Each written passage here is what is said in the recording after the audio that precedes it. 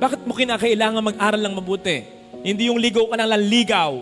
Computer ng computer. Bakit? Aba, hindi mo alam kung paanong pinagkakasya ng mga magulang mo, lalong-lalo na sa panahon ngayon. Ang budget para makapag-aral ka lang. Hindi mo dapat isumbat sa mga magulang mo. Ma, honor ako, dapat may award. Hindi. Yung pagrespeto sa kanila, yung pagmamahalan nyo bilang mga magkakapatid, alam ko, ano lang ba yan? At kahit paalagaan sila hanggang katandaan, hanggang kamatayan, ano lang din ba yan? Ilang taon mo ba sila alagaan? Kumpara sa ilang taon kanilang pinagtiyagang alagaan. Mula pa sa sinapupunan. Hindi mo alam kung ano ang kanilang pinagdaanan. At kahit pa may hingin sila, bihira namang humingi yan. Kahit pa tumanggap sila, baka naubusan ka. Ang mga magulang, pag binigyan mo, itinatago lang din naman. Kasi iniisip nila, pag namatay ako, makikita nila ito, hindi ko ginasta. Kasi alam ko, hirap ng mga anak ko. Yung pag-aalaga mo, ilang taon lang yun kumpara sa pag-aalaga. Sabi ko nga, wala tayong magagawa at wala tayong pupwedeng ibigay na pupwedeng sumapat ni, lumaban man lamang sa timbangan. Kumpara dito sa iginawa para sa atin, ibinigay sa atin ng ating mga magulang, siguradong maaatwe yan. Siguradong madadaig yan. Tapos sa ating panghihinayangan, ay, nako kapatid, it's just a fitting and worthy response sa kanilang kabutihan. Tandaan natin ha, matindi ang utang na loob. Yung utang na labas, pag sinabing utang na labas, yung pera, material na bagay, yung nakikita sa labas. Okay? Yung lupa, kalabaw, bahay. Yung utang na labas, pwede mong takbuhan yan eh. Pwede mong hindi bayaran. Nakaisa ka. Pero yung utang na loob, lagi na sa loob yan. Kahit ipikit mo ang iyong mga mata, kahit i-brainwash mo ang sarili mo, okay lang na hindi ko siya pinasalamatan, okay lang na niloko ko siya, okay lang na pinagpalit ko sila, okay lang na pinabayaan ko siya, okay lang na hindi ko siya bigyan, okay lang na magtampo ko sa kanya sapagkat hindi niya ako binigyan. Kaya kahit katakot-takot ang pag-brainwash mo sa sarili mo, na niloko mo ang asawa mo na tunay na nagmahal sa'yo, alam mo hindi bagay eh. Alam mong hindi bagay na sinagot mo ang magulang mo. Alam mong hindi bagay na pinabayaan mo mga magulang mo. Alam mong hindi bagay na nagtampo ka sa kapatid mo. Minsan hindi ka napagbigyan. Pero lagi ka naman pinagbibigyan. Alam mong hindi bagay yun. Yun ay mananatili sa loob mo. Especially when you realize na abot ko ang sitwasyon ko ngayon. Disente ang buhay ko ngayon. Marami kong napagtagumpayan noon at ako'y ako ngayon. Dahil sa Panginoong nagbigay sa akin ng biyaya noon at ngayon. At dahil sa mga taong nagsakripisyo sa akin noon, hindi mo maaalis sa loob mo yon. Kahit ipikit mo ang iyong mga mata, matitingnan at matitingnan mo pa rin yun. Mga kapatid, doon din natin marirealize na hindi pala ito ang tamang buhay na dapat ay meron ako. Kung tumanaw lang ako ng utang na loob sa Diyos, at kung tumanaw lamang ako ng utang loob sa mga taong nagmahal sa akin ng totoo. Nakararaos ka man, okay man ang buhay mo, if you'll just be true to yourself, maisip mo, hindi lang ito ang buhay na dapat ay meron ako. Hindi lamang dapat ako masaya, dapat fulfilled pa ako. Kung ako ay namuhay in a manner worthy of the kind of life God wants me to live, and those people who love me very much wanted me to live. Besides, bakit ba ang Diyos ay mabuti sa atin? Bakit ba ang kapwa natin, lalo tigay, pamilya natin ay mabuti sa atin? Ang iniisip lamang nila ay ang kapakanan natin. Kaya't kung pasasalamatan natin yon, gagantihan, susuklian natin kahit paano ang pagmamahal na yon. We will never go wrong. Mapupunta tayo sa tama bagay na buhay na iniisip para sa atin ng Panginoon. That is why sa totoo lang, ang talo sa huli ay hindi naman yung mga nagmagandang loob, kundi yung mga walang utang na loob. Ilalagay ka ng Panginoon sa sitwasyon kung saan mas lalo ka pa niyang ibe-bless. Basta, naging karapat-dapat ka sa mga naunang blessings niya. At tulad nung may minisahan ako kagabi, 90 plus years old na si nanay. Maaga siyang nabiyuda. Pinaguyod niya ang lahat. Marami silang mga anak mag-asawa. And accomplished na lahat sila. Mga anak na kakatuwa. Sabi ko dun sa misa ko, pasalamatan niyo ang Diyos dahil blessed kayo.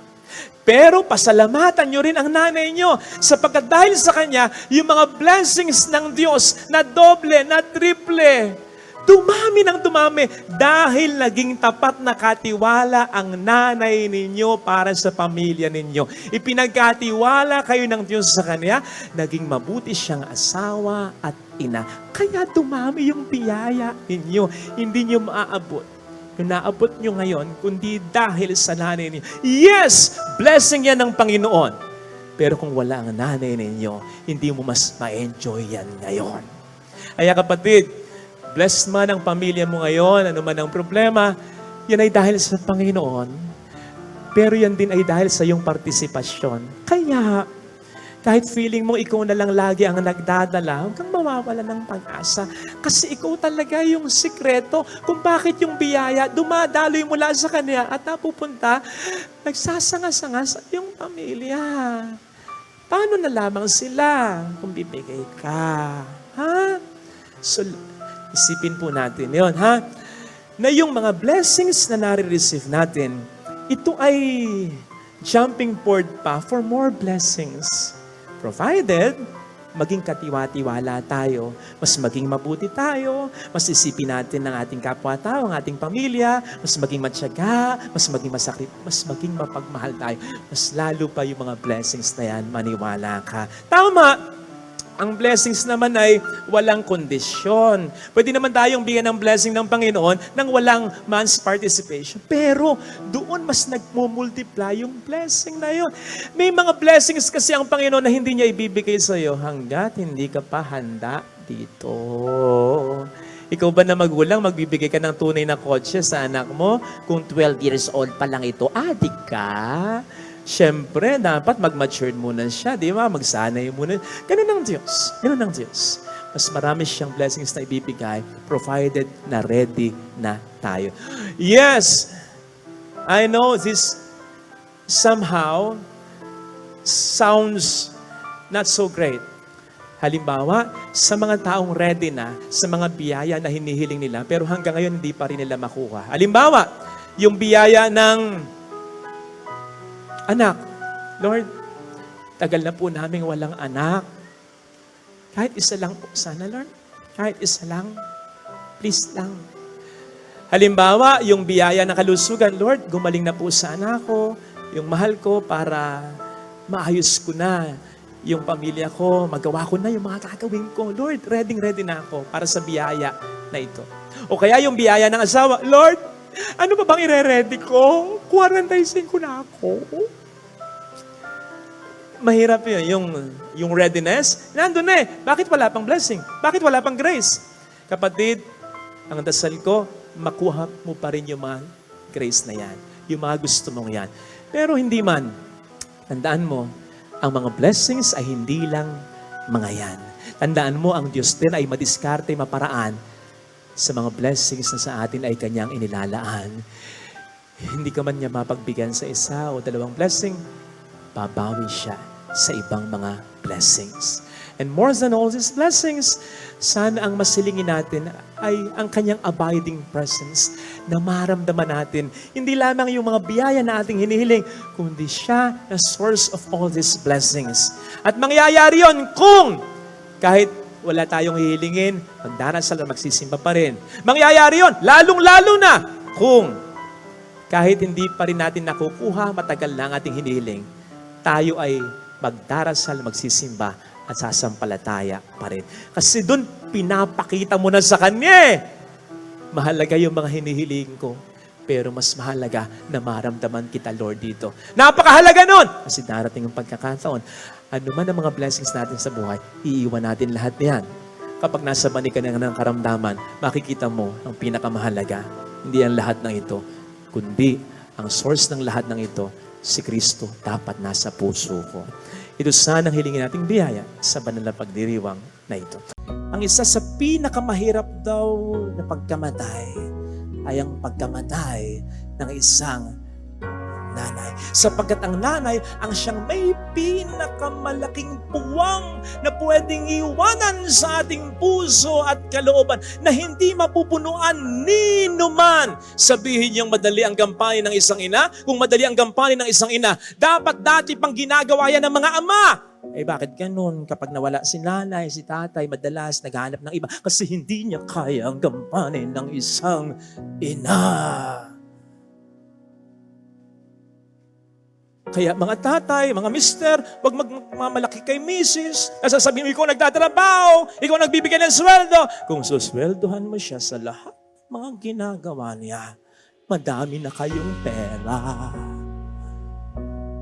Ito rin din ang dahilan kung bakit kahit mapaghandaan mo raw ang pagkamatay ng nanay mo.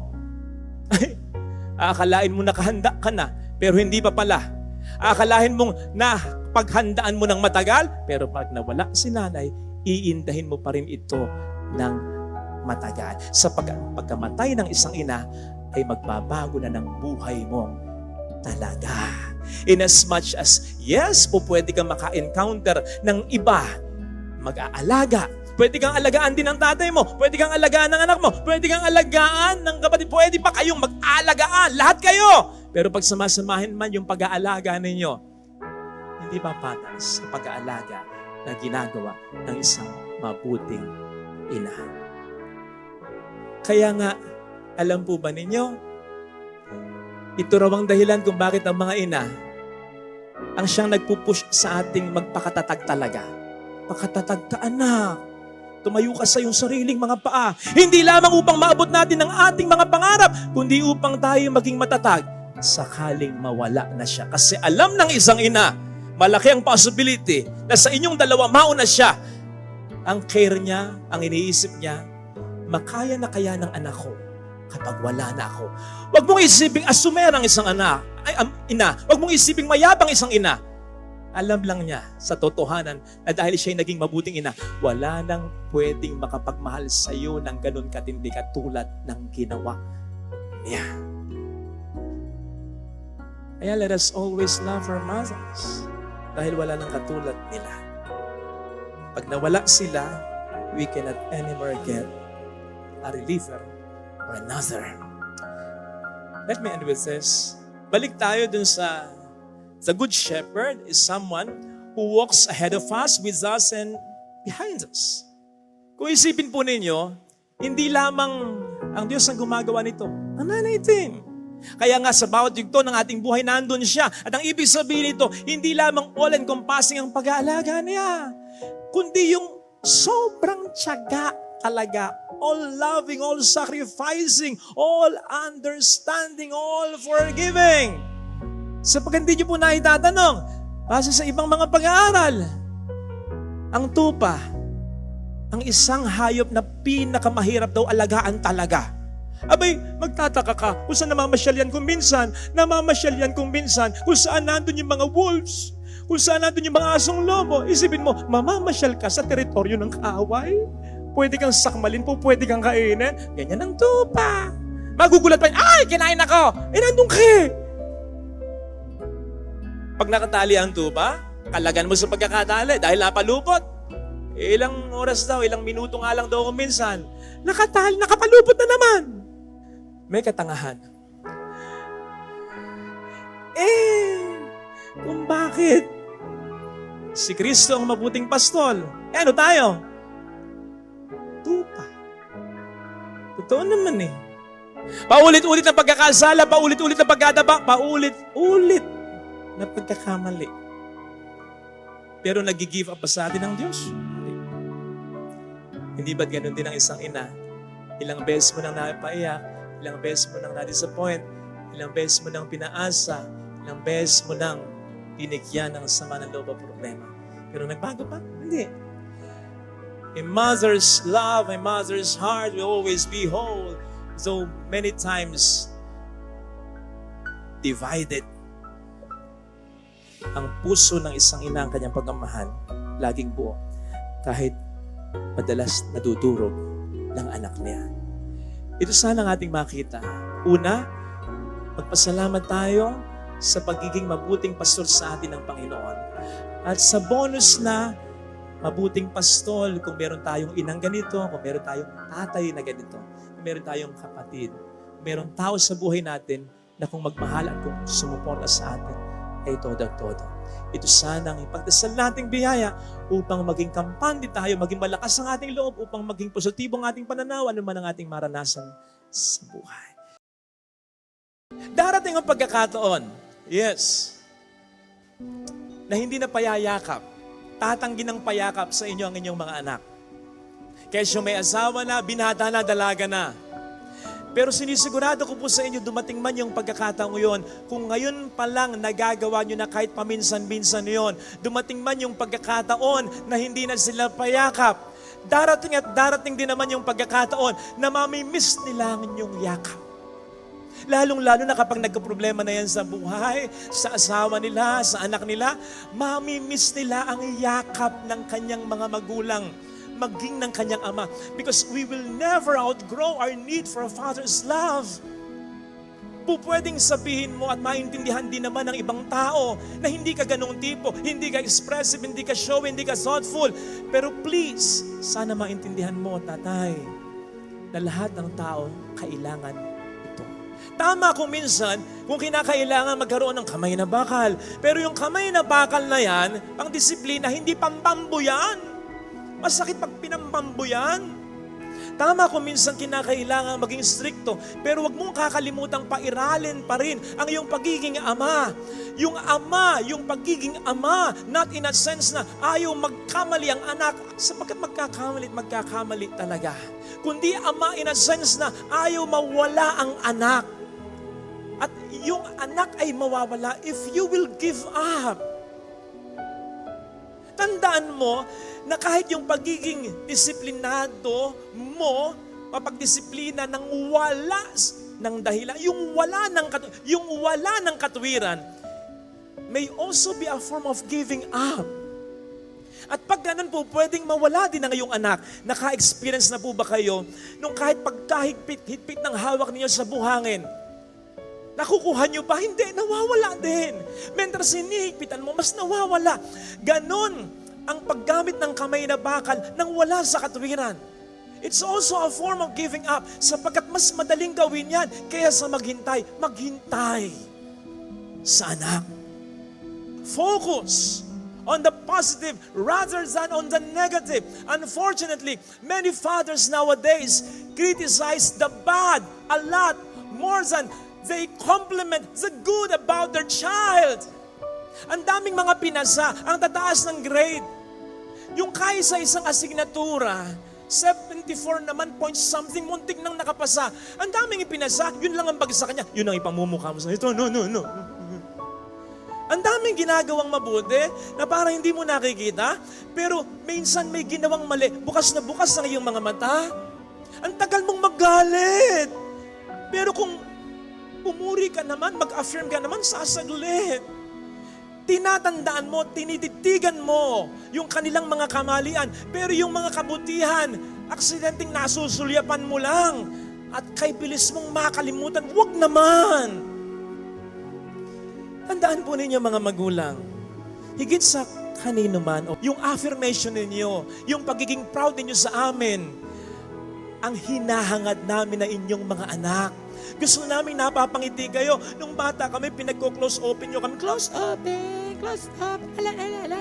Di ba tuwan-tuwa kayo? Kami naman, di ba? Ganon ang ganon, obey ng obey, kasi natutuwa kayo. I'd like to think na gusto na namin noon yun, ganon pa yun, yung napapatawa kayo. And I think hindi yun nagbabago. Hanggang sa pagiging adult namin, gusto namin, ang unang napapahanga at ang unang nagiging proud sa amin ay kayo. Yun bang umingiti kayo na aming mga magulang at alam namin sa puso't isipan namin na kami ang dahilan ng pagngiti nyo.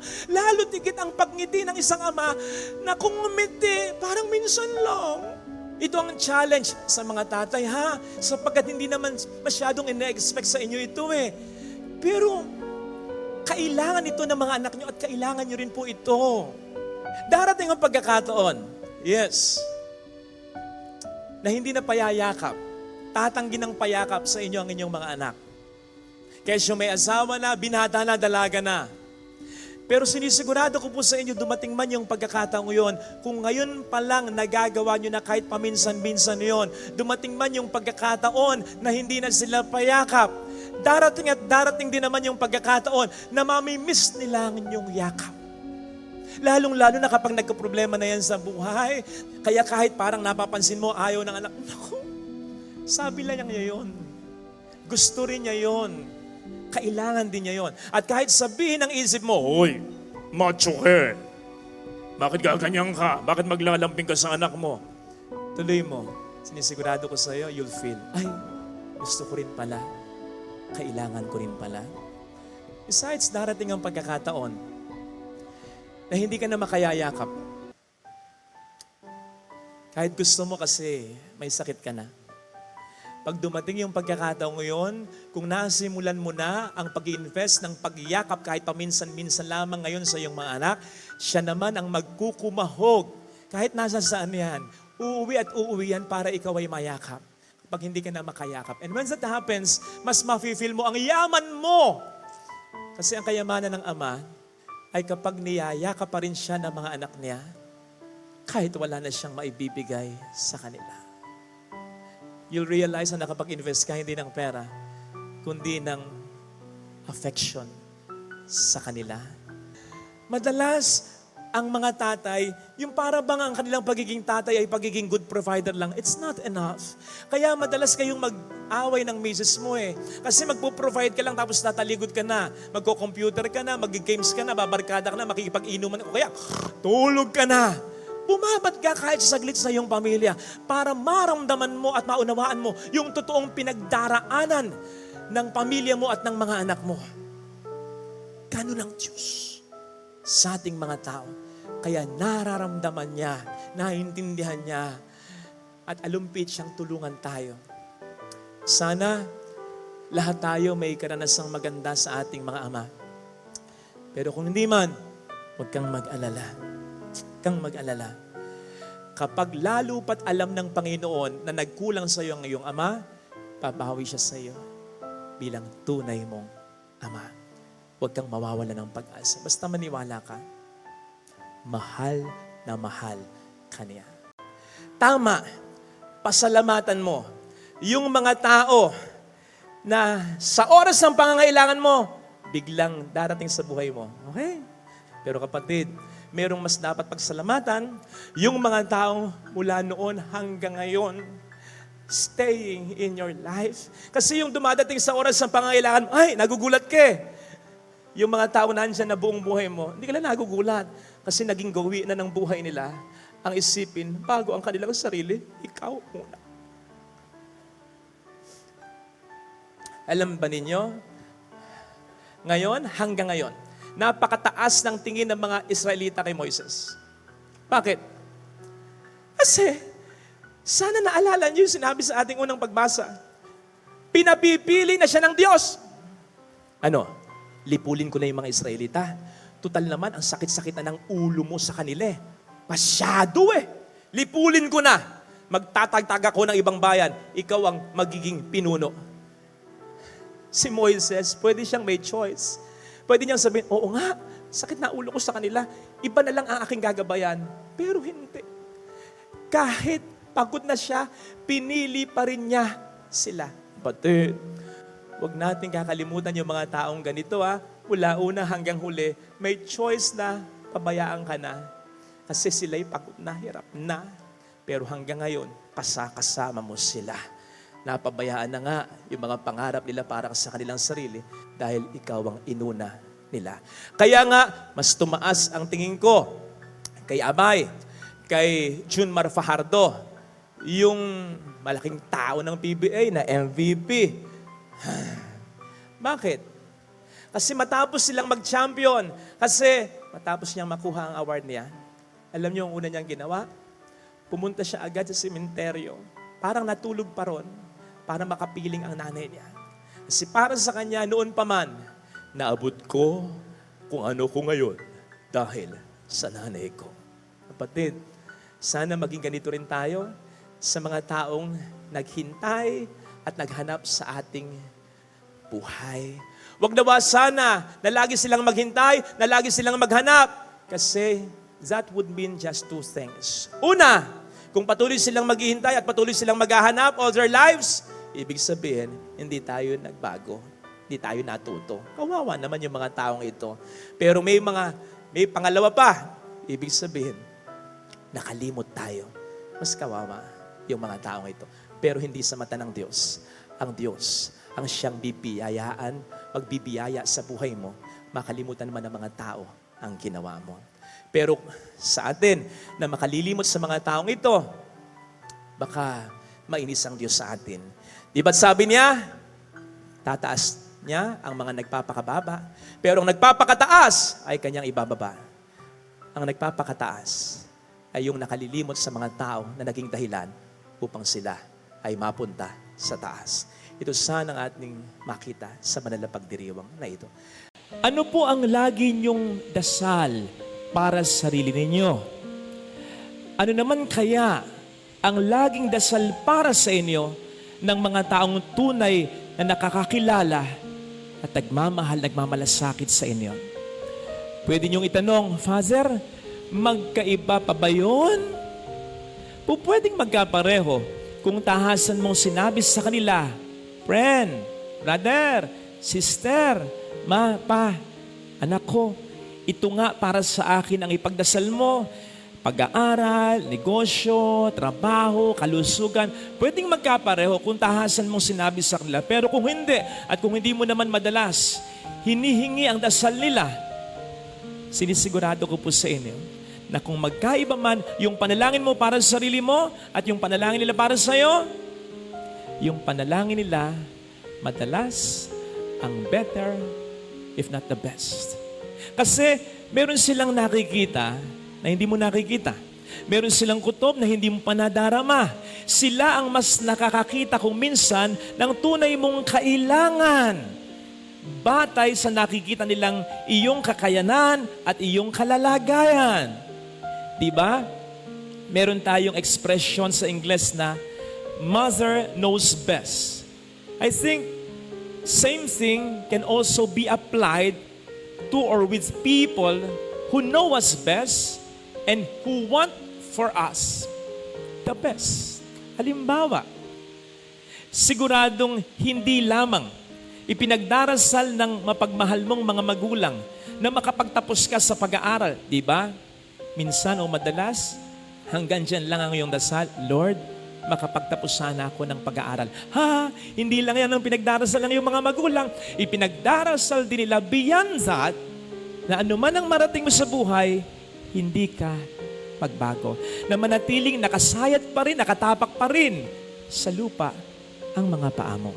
Hindi lamang ipinagdarasal ng kapatid mong may tunay sa iyong malasakit na makapag-asawa ka na sapagkat nagkakaedad ka na. Diba? Madalas yun lang ang dasal mo, Lord, jowa. Lord, boyfriend. Lord, asawa. Pero sila, hindi lang yun ang ipinagdarasal sa'yo. Ang tunay na kapatid na may malasakit, ipinagdarasal din niya na makatagpo ka ng lalaki o babae na tunay na magmamahal sa'yo. Naalala ko tuloy yung post ng isang kapatid yata ayon sa Facebook. Ang sabi niya, sa mga manliligaw ng kapatid ko, paalala lang, nagdadabog yan pag inuutusan. Hindi ko tuloy alam kung kanino concern, sa kapatid niya o sa manliligaw ng kapatid niya. Hindi lang ipagdarasal ng ex-boyfriend o girlfriend mo na tunay na nagmamahal sa iyo, bagamat hindi kayo itinakda para sa isa't isa, na makamove on ka na.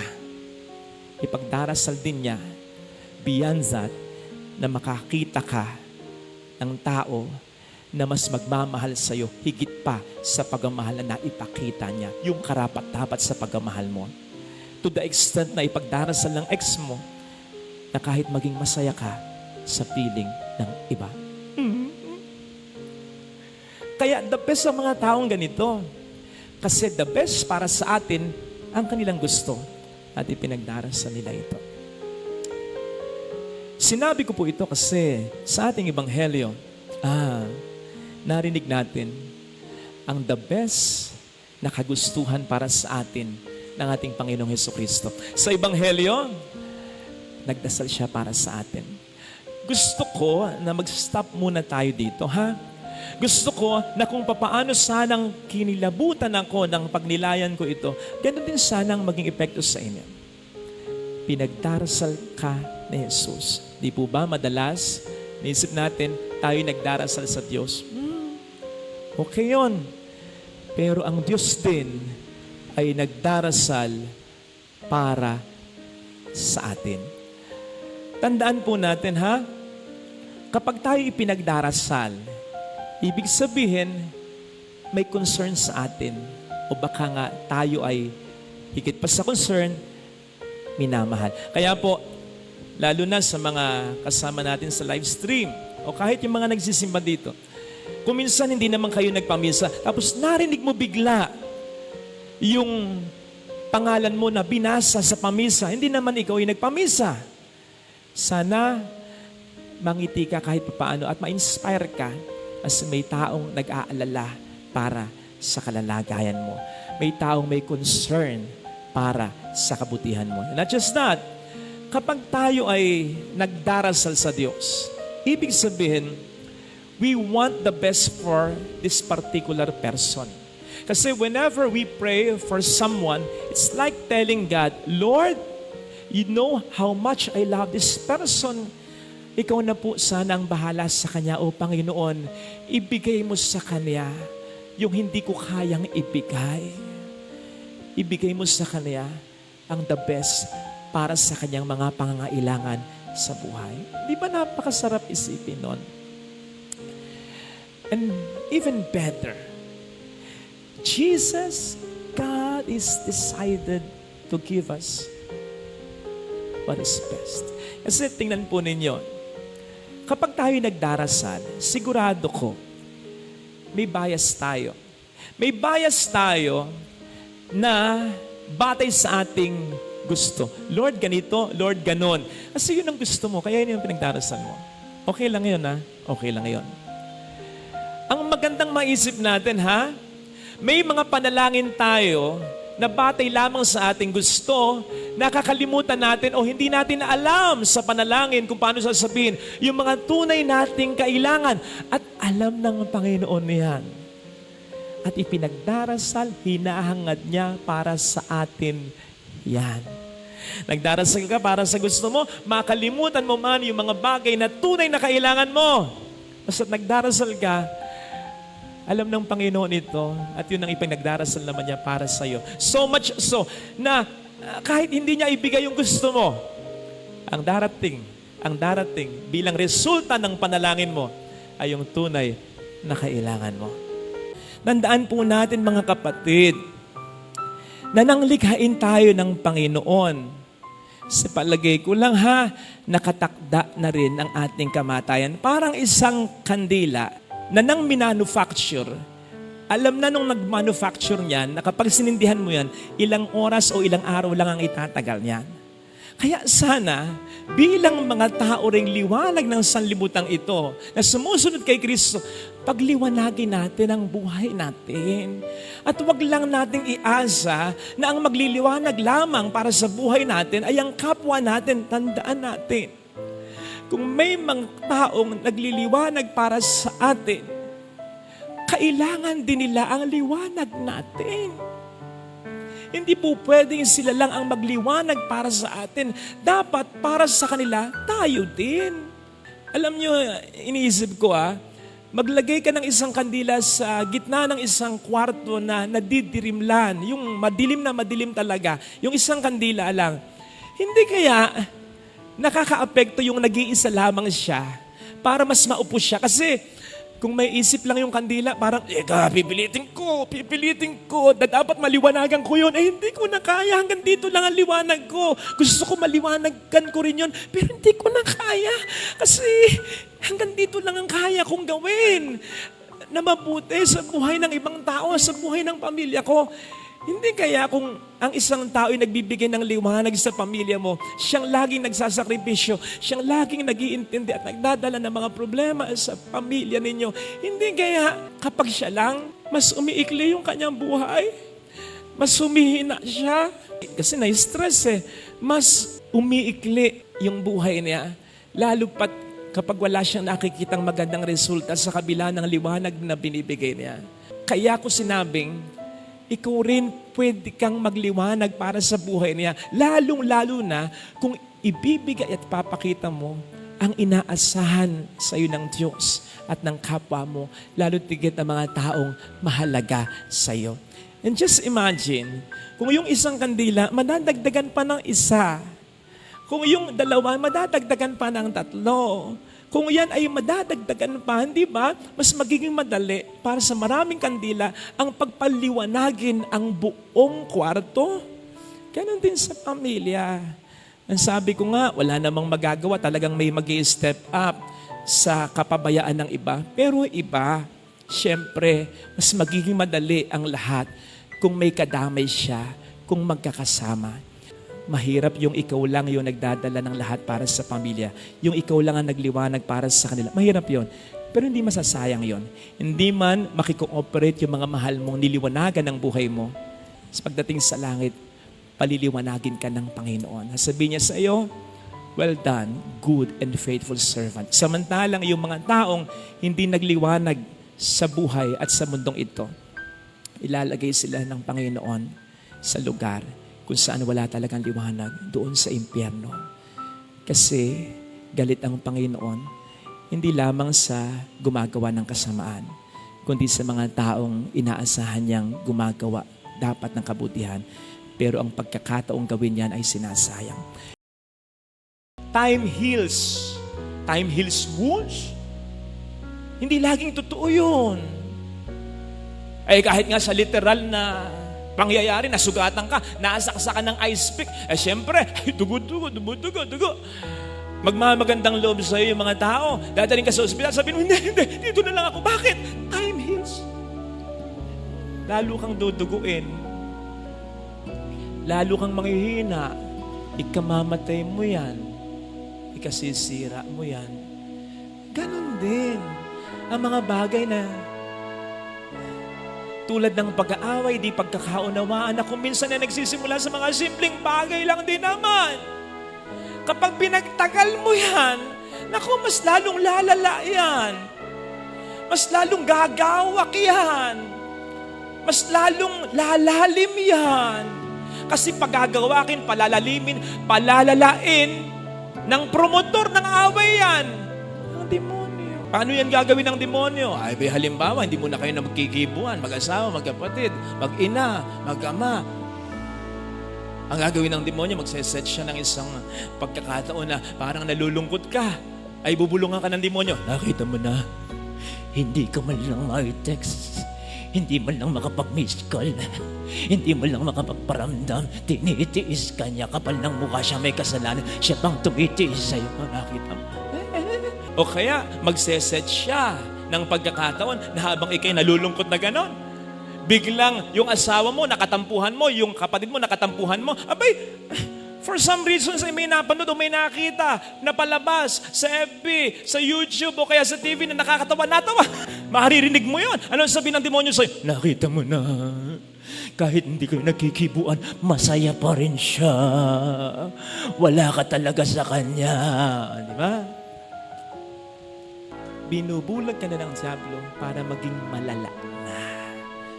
Tama namang when you are not at your best, wag muna harapin yung tao. Space and time muna.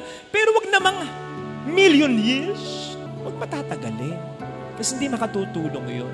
Kaya pansinin po ninyo sa ating ebanghelyo. Ang sabi dito, kapag naalala mo na may sama ng loob sa iyo ang kapatid mo, hindi pinag-uusapan dito sino ang may kasalanan, sino ang mali, sino ang tama, hindi. Sino ang unang makaalala, teka, hindi kami ayos mag-asawa. You make the first move. Dapat may mauna.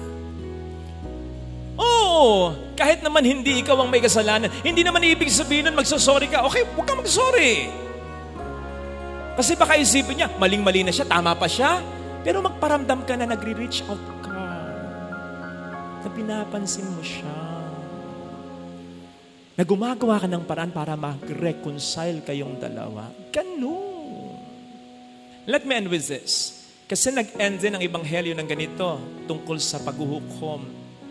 Ang ni-insinuate nito marahil ng Panginoon ay pwede rin yung katotohanan na maikli lang ang buhay. Huwag nating aksayahin sa mga walang kwentang bagay.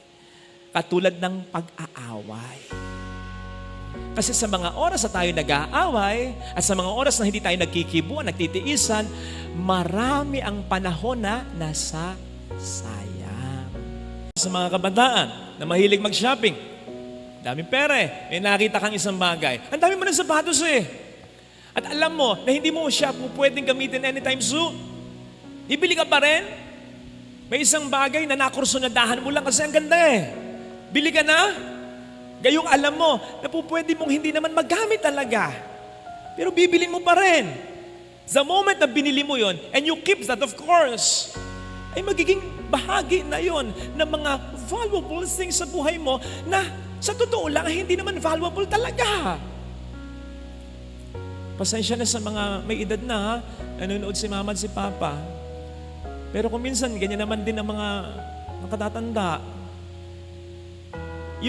Hindi na yung sa pagbili yung mga gamit na pwede mo namang i-dispose na at ipamigay o kaya ibenta sa murang halaga. They'll keep it. Yan ang madalas namin pinagtatalunan ni mama. Kamakailan lang sabi sa akin, anak! Yung mga ipinamibigay o binibenta sa murang halaga para pakinabangan ng iba, sayang yan! Magagamit pa yan! Sabi ko, kailan? Hindi ko lang alam. At sasabi ko sa kanya ganito, sabihin ko na rin din po sa inyo, Mama, mga kapatid ko, mas magiging masaya po tayo kapag makikita natin na yung gamit natin ay makapagpapasaya ng ibang tao. Lalo pat kung ito'y nakaimbak lang at nakaburo lang sa aparador mo. Kaya ang idea, huwag ka nang bumili. Huwag ka nang tumanggap. O kaya, huwag ka nang mag-keep ng isang bagay na alam mo namang hindi mo kakailanganin talaga sa buhay. Ganon din ang nangyayari sa mga pangit nating karanasan. Na-hurt ka na-disappoint ka okay lang yun. Kesa naman maging masaya ka, umiyak ka, pero ipagpag mo lang. Huwag kang mag-fall into that temptation na, sige kikimkimin ko, sige isipin ko, sige tatandaan ko, sige magpaplano ako, lalarasunin ko ang taong ito. Huwag ganun. Kasi the moment you keep it, parang yung gamit na hindi mo naman gagamitin, it becomes part of you or you become part of it. It affects you. Isipin mo over and over again. You'll not just think about it. Over and over again, you'll think of it. You'll not just feel it, you'll feed it. Ay nako, you'll be consumed by it. Let go and let God. Lalo pa sa mga bitterness, alam po ninyo, huwag na tayo mag-isip ng paghihikante. Pagpasa Diyos na lamang natin ang lahat. Yun naman din ang sabi niya, di ba? Vengeance is mine, not yours. Hayaan mo ako magigante para sa'yo. Hayaan mo ako magturo ng leksyon sa Kanya. Huwag na ikaw. Huwag mo nang intindihin yon. Move on with your buhay, with your life. Besides, anong sabi ng Panginoon? Sa Salmo, you will prepare a table for me in front of my enemies, in the sight of my enemies. Na para bang sinasabi ng Panginoon, kapag siya ang naghiganti para sa atin, sisiguraduhin niya na ito'y makikita ng mga taong sa atin ay nakasakit dati. Ibe-bless ka niya, malalaman ng mga nanira sa iyo. Itataas ka niya, malalaman ng mga nagchismis sa iyo. Gaganda ang buhay mo, malalaman niya ng mga nag-down sa iyo. Makakaahon ka sa pagkakasala mo, malalaman niya ng mga naghusga sa iyo. Yun ang pangako ng Panginoon. So ipaubaya mo na sa Kanya lahat ito. Brothers and sisters, alam po natin katangahan yung hayaan mo na lamang na nakawin ng mga magnanakaw ang mga mahalagang bagay sa iyong buhay. Ganon ang nangyayari kapag naglalagay tayo ng mga kalat sa ating puso't isipan. Hinahayaan nating nakawin ng mga negang ito, ang mga bagay na positibo dapat ay nasa buhay mo at buhay ko. Again, let go of all that bitterness and let God reign in our heart. peace. Tandaan po natin, ang paghahari ng Diyos ay hindi lamang isang lugar. Ito ay more on isang sitwasyon o kalagayan kung saan ang peace, ang joy, ang happiness, all the good things ay ating nararamdaman.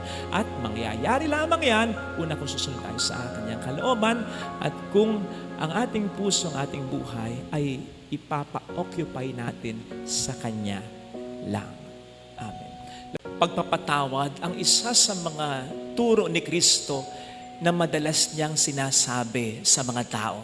Sapagkat kung tayo daw ay nagpapatawad, patatawarin din niya tayo. Pero kapag hindi tayo nagpatawad, hindi rin niya tayo patatawarin. Sabi po ng ilang psychologist, yung anger daw is just a secondary emotion. Ang ibig sabihin nun, kapag tayo nasaktan, yun yung una nating nararamdaman. Tayo ay nasaktan. Tayo ay na-hurt. There is pain. Yung anger daw is just a secondary emotion to cover that pain, to cope up with that hurt. So parang defense mechanism. Now, humingi man ng tawad sa atin o hindi, yung taong nag-aasala sa atin, either way, para makakope up lang tayo sa pain at sa hurt, we choose to stay angry. At yun po ang mali. Yun ang mali. Kasi kapag nagkakaganon, mas nananatili yung pain, mas nananatili yung hurt, at ang resulta, anger. Doon na nagiging mali. Walang masama sa magalit eh. Pero yung alagaan mo, susugan mo, panatilihin mo, doon na nagkakasala ang tao. So nasa choice talaga natin eh. Yung pagtatanim ng galit, ito ay activity ng ating isip. Kasi yung masaktan tayo tulad ng ibang sakit o pain, mawawala at mawawala eh. O sino ba dito ang namatayan na ng taong pinakamamahal niya? Napakasakit nun. Pero nawawala din naman at nababawasan paglipas ng panahon. So ganun din yung pain ng ginawa sa ating kasalanan. Mawawala yan. Or at least, kahit pa paano mababawasan o gagaan. Pero kapag we willingly choose na panatilihin at alagaan pa yung pain na yan, again, magre-result to full-blown anger yan. And so the painful truth is, tama, sinaktan tayo ng ibang tao. Pero ang patuloy na sumasakit at nananakit sa ating sarili ay tayo mismo. Sabi nga, the first victim of unforgiveness is not the one needing or asking forgiveness, but we who refuse forgiveness. Kaya po kapag sinasabi ng Panginoon na tayo magpatawad, wag po nating iisipin that He is being inconsiderate on His part.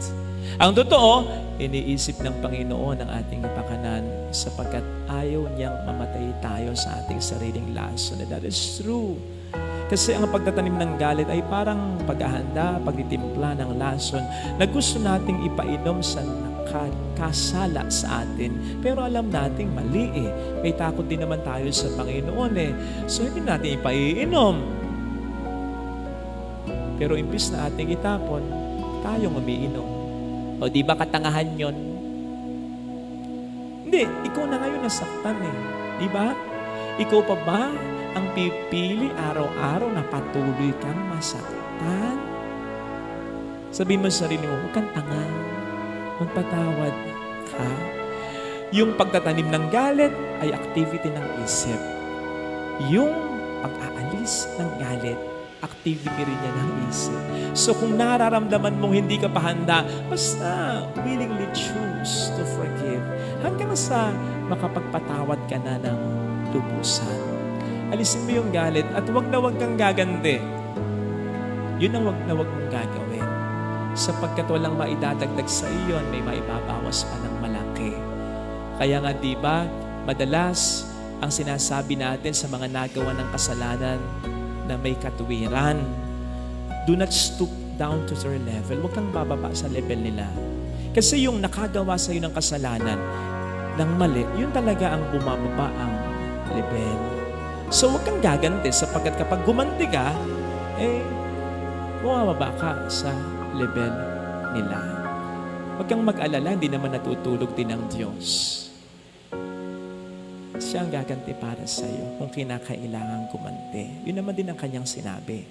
Baka kasi kapag tayo mismo ang gumaganti, sabihin ng Panginoon, ikaw na. Pero pag siya, alam natin na ang kanyang ganti ay makatarungan at mararamdaman talaga ng sa atin ay nagkasala. Sabi ng Panginoon, ibababa niya ang mga nagmamataas. Ito yung mga gumagawa sa atin ng pagkakasala, lalong-lalo na yung mga hindi humihingi ng tawad. At itataas na yung mga nagpapakumbaba. At ito, yung kahit may katuwiran ka, kahit nasa tama ka, hindi ka gaganti at pipiliin mo pa rin magpatawad. Yes, kung kinakailangan ihabla, kung kinakailangan idemanda mo, ihabla mo. Pero wag mo gawin yung ikaw ay gumanti. Alisin mo yung galit sa puso mo. At kapag nagkaganon, tataas ka sa mata ng iba, lalong-lalo na sa mata ng Panginoon. Kasi mas natutulad ka sa Kanya. Siya naman ang may sabi nun na kapag tayo'y nagpapatawad, tayo mas nagiging tunay na mga anak ng Diyos. Tayo ay mas nakakatulad ng Diyos. At kapag tayo nga po ay nagpapatawad, hindi lamang sa inaalis natin ang galit sa puso natin na siyang pwedeng mas magpahirap pa sa atin, kundi mas mararamdaman natin at mas nagkakaroon tayo ng karapatan na tumawag sa Diyos bilang Ama natin. May bashers ka ba? Yung pirmis na may naipipinta sa iyo. Yung kahit anong sabihin o gawin mo ay may nasasabi against sa iyo. Well, hindi ka nag-iisa sapagkat marami ding bashers si Kristo. In fact, sa 3 taon lamang, yun lamang ang kunin natin ng kanyang public ministry. Hindi na mabilang yung mga instances na na-criticize siya, na na-bash siya. Na-bash siya nung unang mangaral siya. Sino ba yan?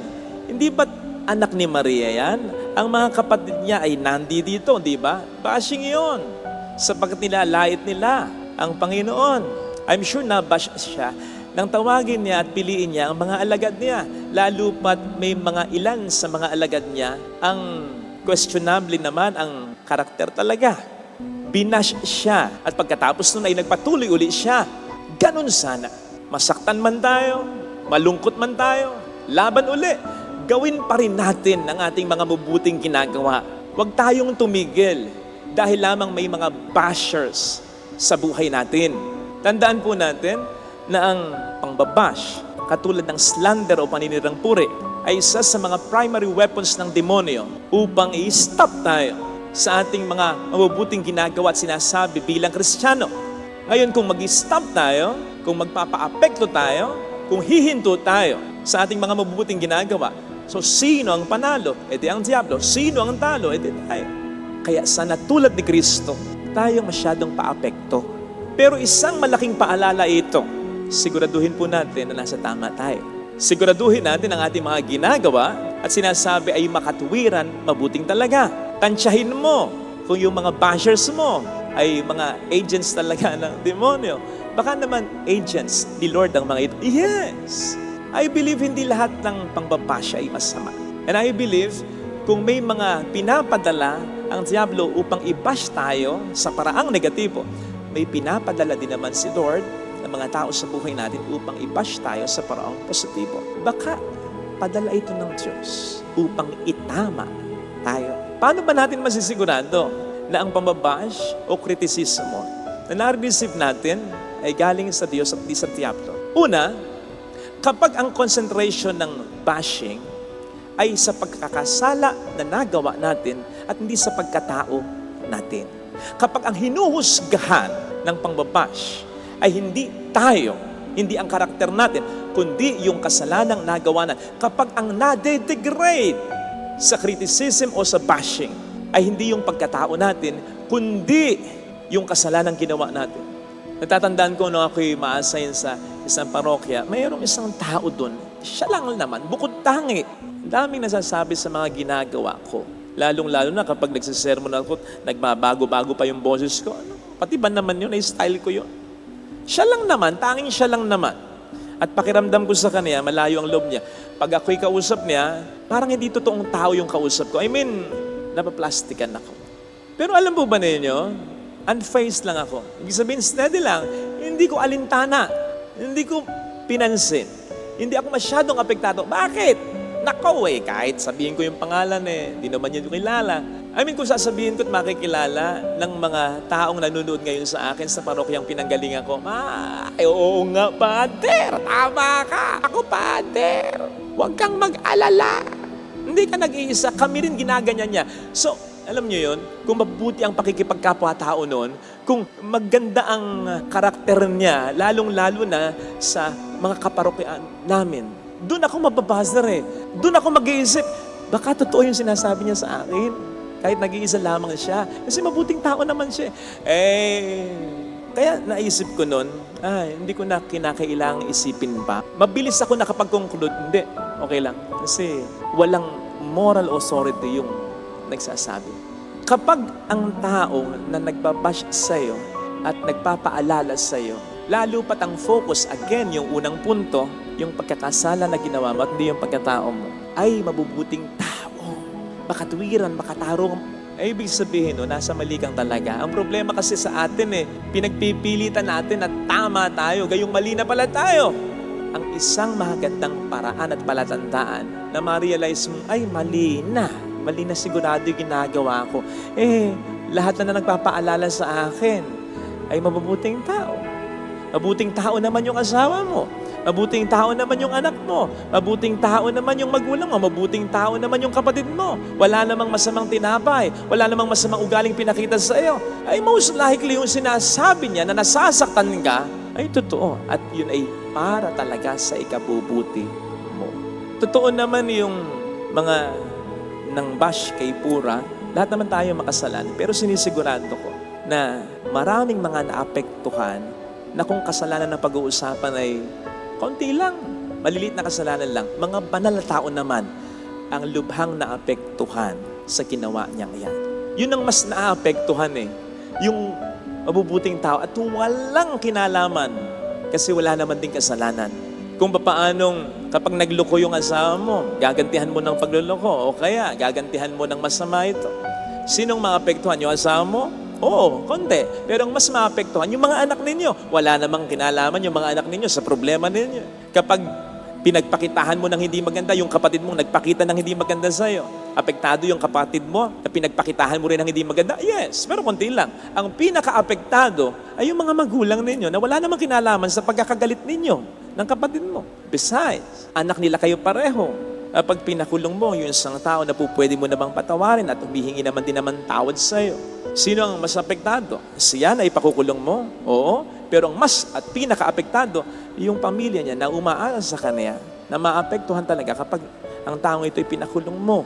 Ang pinaka-apektado ay yung wala namang kinalaman. Kaya mas nagiging mabigat ang ating kasalanan kung ito ay ating kinatitigasan o mas pinaninindigan. Mga kapatid, huwag po nating isipin na tayo ang inaapi at binibiktima o nabibiktima kapag tayo nasa mali na. On the contrary, tayo ang lalabasan ng aapi at ng bibiktima kapag tayo ay nasa mali na pero tayo nagmamatigas pa. Sino bang nagmamatigas sa kasalanan kundi yung mga taong mayayabang? At yung taong mayayabang ang siyang may gana lang din naman na mang-api at mang-biktima ng sino man.